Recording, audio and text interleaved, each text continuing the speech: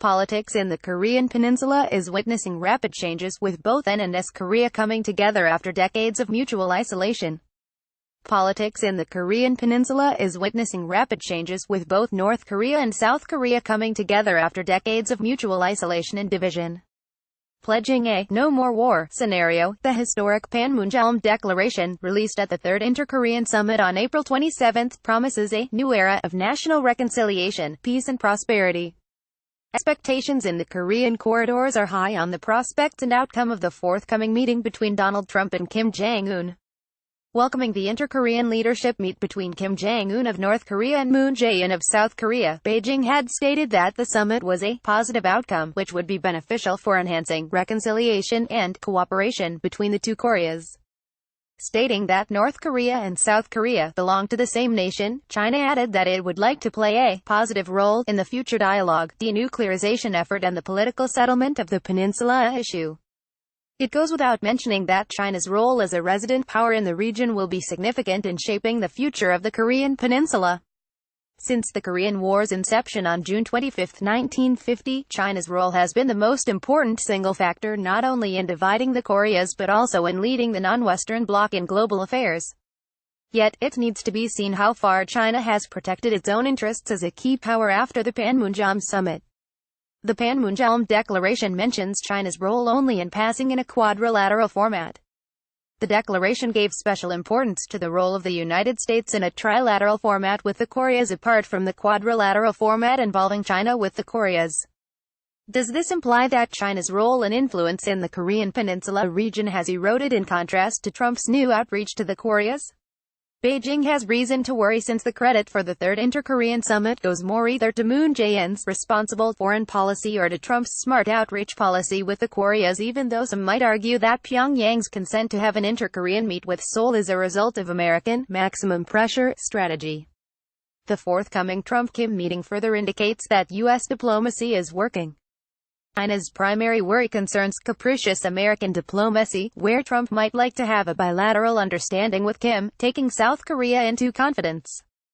China fears that a trilateral understanding involving North Korea, South Korea, United States might be the order of the future in the Korean Peninsula. American troops' presence in Northeast Asia over the years, South Korea's recent stated position to allow American stationed troops to stay back, and the refusal to remove THAAD from South Korea are additional reasons for China to worry. Nevertheless, it would be premature to state that the inter-Korean peace process is unfolding more with American assent than Chinese consent. The Koreas have taken China into some sort of confidence long before approaching the Trump administration for any prospects of peace and reconciliation. If the two informal meetings that were held between Kim Jong-un and Xi Jinping recently in Beijing and Dalian respectively have any clue to offer, China still maintains the edge as a resident power in the peninsula. It also acts silently to shape Korean Peninsula politics in times to come, especially with the cooperation of its traditional ally North Korea. China's strategic understanding with North Korea may have weakened in recent years due to the international pressure over Pyongyang's repeated missile and nuclear tests, but the Sino-North Korean political context and understanding are strong enough to shape the politics of the region in times to come. China continues to be North Korea's largest trading partner and would be the key economic partner for the return of normal economic conditions in North Korea with the possible removal of sanctions in the post-Panmunjom summit. Likewise, the prelude to the Panmunjom summit was the Four Cardinal Principles: deterring war in the peninsula, its denuclearization, promotion of peace and dialogue, and improvement of inter-Korean relations, that China and South Korea restated during Moon Jae-in's visit to China in December 2017. These figure highly in the Panmunjom Declaration, reflecting the Chinese balancing approach towards the Koreas and the region itself. Sino-South Korean relations must have gone through a low phase after the deployment of THAAD, but neither China nor South Korea has abandoned each other as partners in the region. Rather, as a constant historical power in the peninsula, China is remodeling its policies and postures subtly in the Korean corridors, with new content and conditions to its customary Korean Peninsula policy. China's customary or traditionalist policy towards the peninsula would be witnessing certain changes in the post-Panmunjom summit, with possibly a new revisionist policy. The most important basis of Beijing's traditionalist policy towards the Korean Peninsula is the China-North Korea Treaty of Friendship, which was signed on July 11, 1961.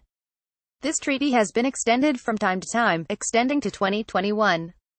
Articles 2 and V of the treaty still guarantee China's role as a protector of North Korea. It also assures the role as a key, strategic ally and, most importantly, as a peacemaker in the peninsula. North Korea would not really move ahead to forge any substantial understanding either with South Korea or with the U.S., virtually breaking away from this accord. Even though it appears from the Panmunjom Declaration that China's role has been marginalized in the current context, the fundamentals of the declaration endorse more the Chinese historical essence than the American essence in the Korean Peninsula. If the peace process after the Panmunjom summit continues, China might even like to extend further the validity of the treaty or might slightly modify its context given the unfolding context between the Koreas.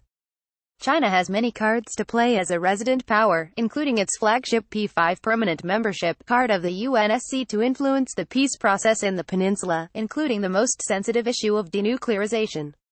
Both denuclearization and unification are debatable subjects where both the positions and perspectives of critical actors, primarily China and the U.S., invariably differ from each other.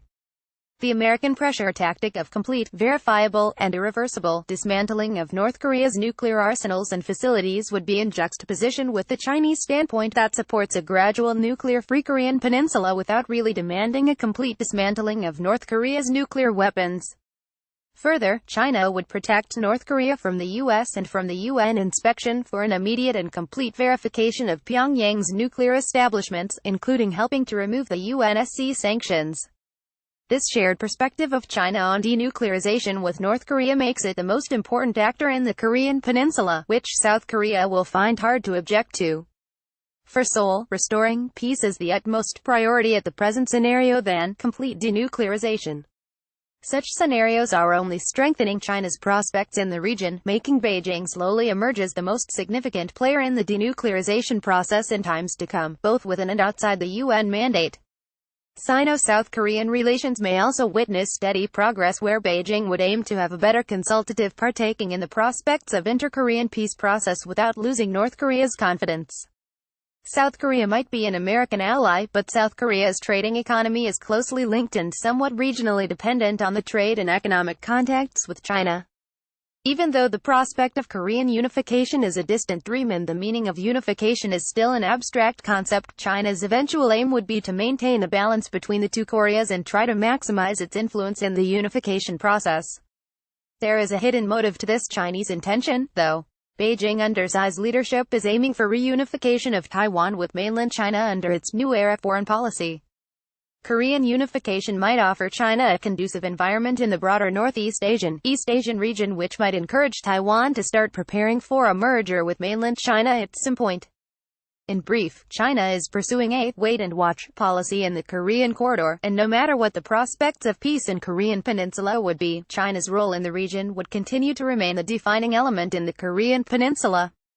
Dr. Jagannath Panda is a research fellow and center coordinator for East Asia at the Institute for Defense Studies and Analyses, IDSA, New Delhi.